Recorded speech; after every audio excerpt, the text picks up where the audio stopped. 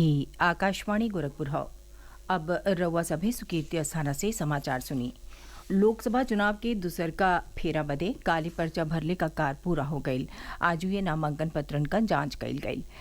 8 अप्रैल नाव वापसी का आखिरी तारीख तय कईल गईल हौ।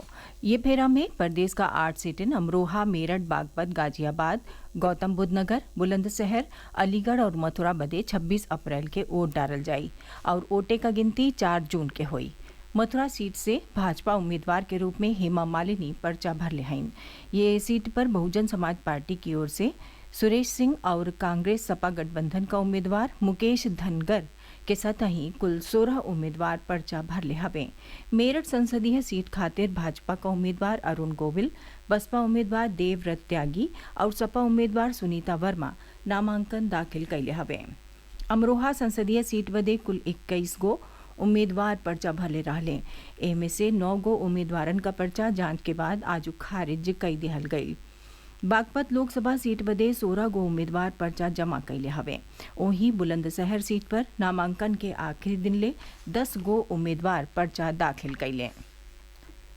लोकसभा का पहला फेरा के चुनाव बदे चुनाव प्रचार जोरिया गईल हौ। सज्जो प्रमुख दलन का स्टार प्रचारक अपने अपने उम्मीदवारन के पक्ष में चुनावी जनसभा और रैली करत रहवे। सीनियर भाजपा नेता और मुख्यमंत्री योगी आदित्यनाथ आज राष्ट्रीय लोकदल का अध्यक्ष जयंत चौधरी के साथे बागपत में आयोजित एगो रैली में हिस्सा लिहाले। दोनों नेता भाजपा रालोद गठबंधन का उम्मीदवार डॉक्टर राजकुमार सांगवान के जितवले का मतदाता लोग इनसे अपील कैले। भाजपा नेता और उप मुख्यमंत्री केशव प्रसाद मौर्य आज अमरोहा में आयोजित भइल त्रिदेव बूथ अध्यक्ष सम्मेलन में हिस्सा लिहाले। श्री मौर्य आज अलीगढ़ में भाजपा उम्मीदवार के पक्ष में एगो चुनावी सभा के संबोधित कैले।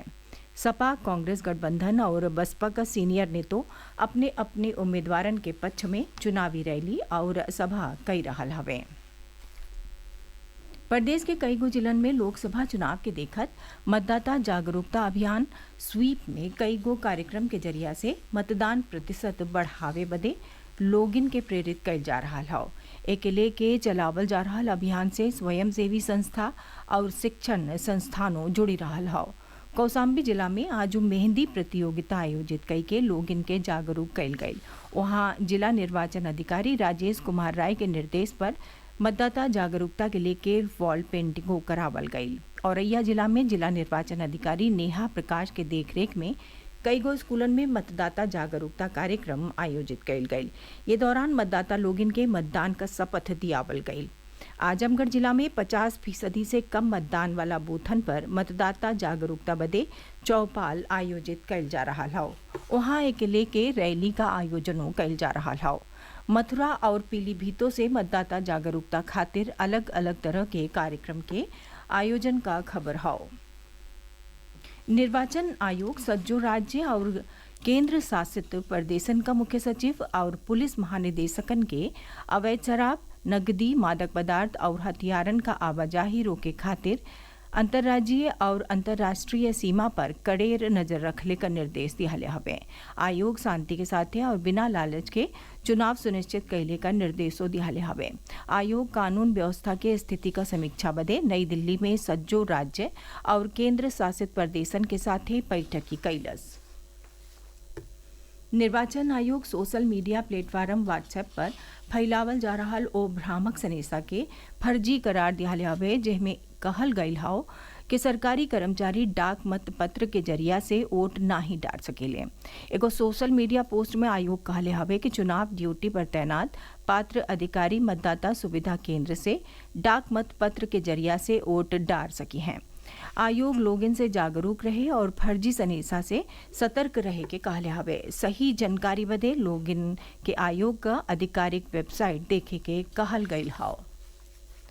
कड़ेर सुरक्षा इंतजाम के बीच आज प्रदेश भर में रमजान महीना के आखिरी सुख के अलविदा का नमाज अदा कईल गई। नमाज के बाद लोग देश में शांति और समृद्धि खातिर दुआ मंगलें। कई शहरन में आज अलविदा का नमाज के नाते यातायात व्यवस्था बदले के पड़ल। कई गो मस्जिद के लगे साफ सफाई का खास इंतजाम कईल गईल रहे। मस्जिद पर नमाजियन का भारी भीड़ देखल गई। लखनऊ, कानपुर, वाराणसी, इलाहाबाद, अयोध्या, रायबरेली, फरुखाबाद, रामपुर, बदायूं और गोरखपुर के सतही कई गो शहरन में अलग अलग मस्जिदन पर अलविदा का नमाज अदा करे बदे ढेर संख्या में मुस्लिम समुदाय का लोग इकट्ठा भइले। समाचार पूरा भइल। नमस्कार।